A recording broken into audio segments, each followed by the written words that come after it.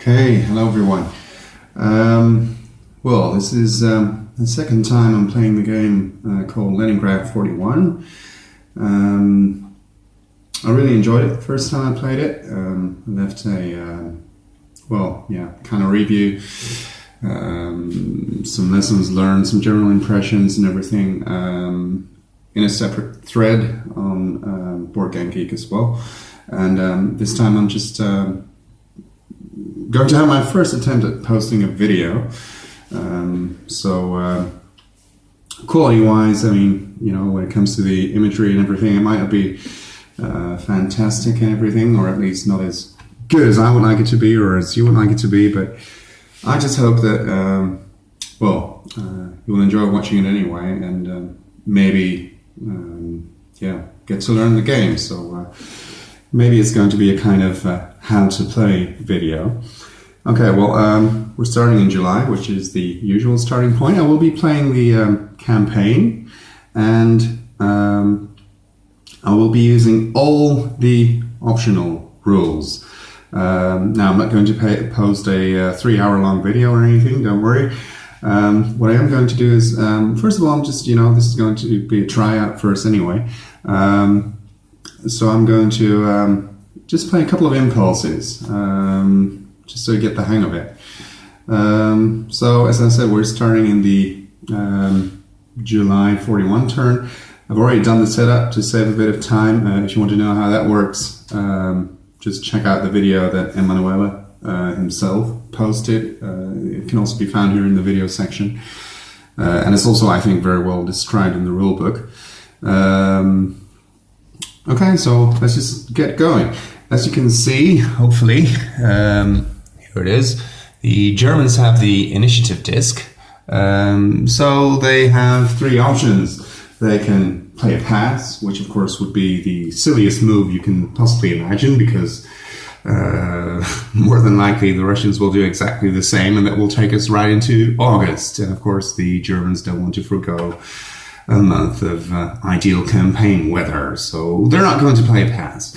As they have the initiative disc, they can also opt to play a strategic impulse, but by doing so they would give up the initiative disc, because they wouldn't be playing a tactical impulse, but they wouldn't be able to play an exploitation move either, which is really helpful to cut off Soviet blocks and to, cover a lot of territory early on in the game. But I don't think that's the best option either, so I'm just going to play a tactical impulse. That means that I can activate headquarters and attached units. Well, as you know, headquarters of the same color can activate units of the same color, or white units, and any headquarter that happens to be in the same hex as any unit can, well, it's not a hex obviously, it's an area, can also activate that unit, or any unit that might be in it. Okay, so what are we going to do? Just going to try and zoom in here a little bit. I hope it works. I hope you can see the German units here. Okay, so I'm going to try and force a breakthrough, obviously, which means that I'll have to attack in 2 areas and hopefully encircle these units here. So I'm going to activate Manstein, which is the green headquarters, and the attached units, and I'm just going to attack these Soviet units in this area. So here we have these 2 units, they just move in. I can move in more units, as it's a green area, so there's a stacking limit of 4 per side. So I guess it would be handy to move in the other, I believe it's a motorized infantry unit as well. So that's 1, 2, so they can be added to the fight as well. And which other headquarters should I activate?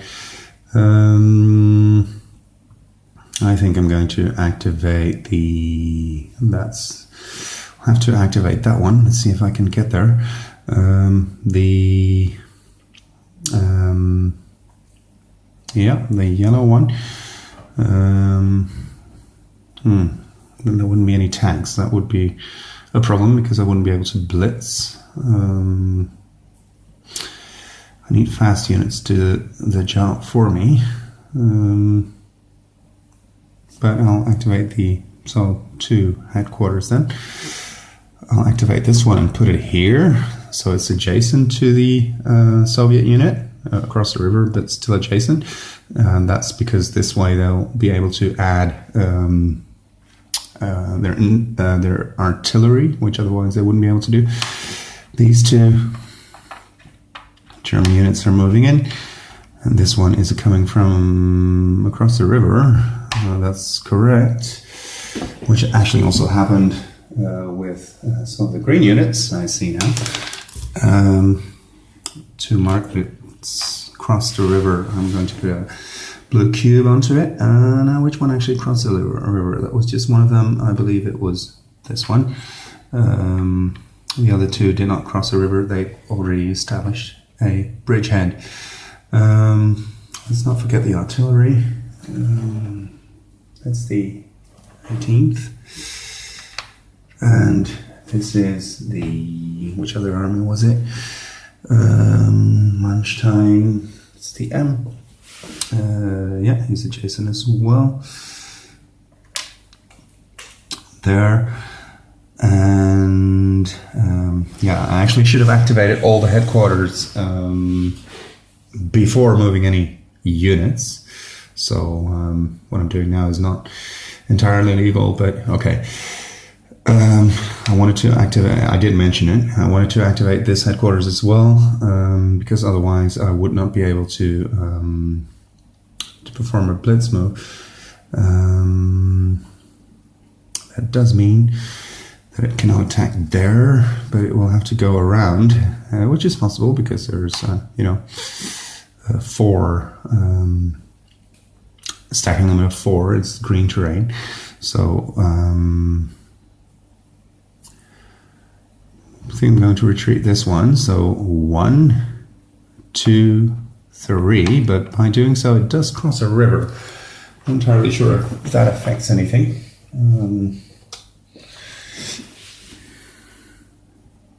Yeah, and this one I suppose could attack here, and I'll add Reinhardt's artillery fire in this area as well. Now let's see what the Soviets, or what the Germans are actually up against. As you know, that it's variable, the units you will encounter, because the setup is somewhat variable. You will put Soviet units of the same color in the front lines as well, mostly, and some white units, but yeah, they won't always be the exact same unit. So sometimes they can be units with a strength of 3 dots, and sometimes it might just be a single one. So it does make a difference, I would say. So let's first zoom in on the first combat, which is here. Okay, so that's actually a 3 strength unit. I'll just, yeah, I don't actually have to do that. Let's first resolve this one. Just going to get the dice, and maybe you can even have a look at what it is that I'm rolling. I'll just put the units next to each other so you can see those as well. Here they are.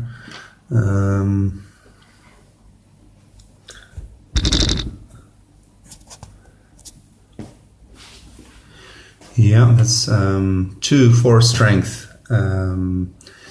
white infantry, and 4 strength red infantry, which does a river crossing, so it will only throw 1 die. The Russians will be throwing 3 dice, since they're the defender. They'll actually throw first. If it weren't for the fact that the Germans do add their artillery here as well, which does fire before the ground combat occurs, and I still have a tank unit here. Okay, now let's see. I'm first going to roll for the artillery.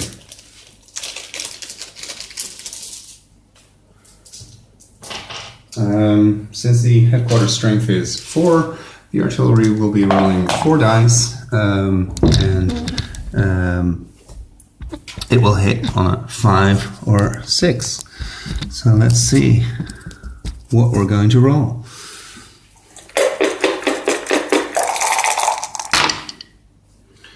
I don't think you can actually see it, but here's 1 6. And the others are a miss, but that is 1 hit, which has to be taken immediately. So the Russian is down to 2 black dots, but the Russian will roll now, and he will roll 2 dice and needs to hit on a 6. Of course, the Russian should be rolling red dice, but those are 2 misses, a 2 and a 3. Now the Germans get to attack with their remaining units. 8 dice on a 5 and 6.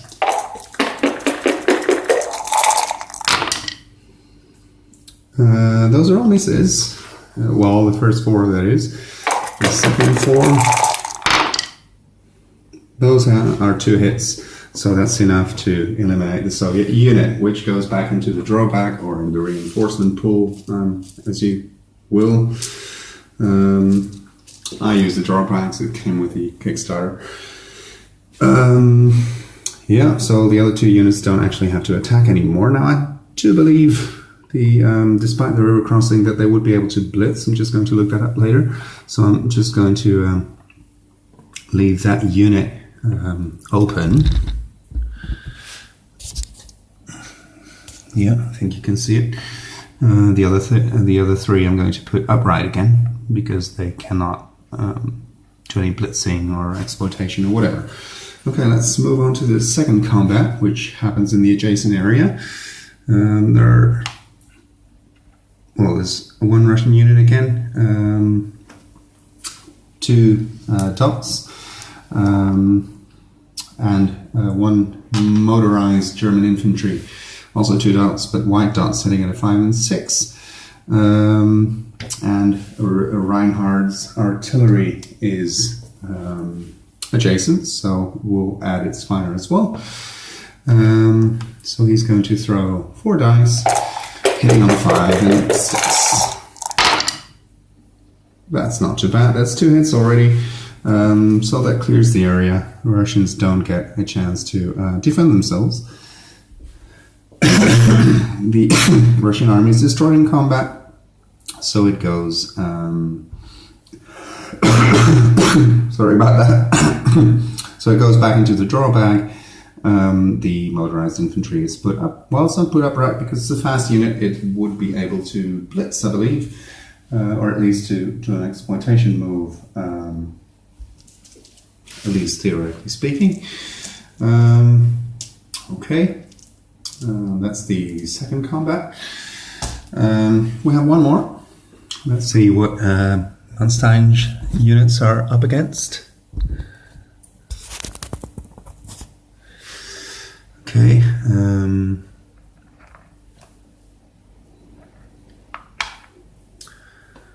Those are 2 Soviet tank units, but that sounds more impressive than it really is. Why is that? Well, because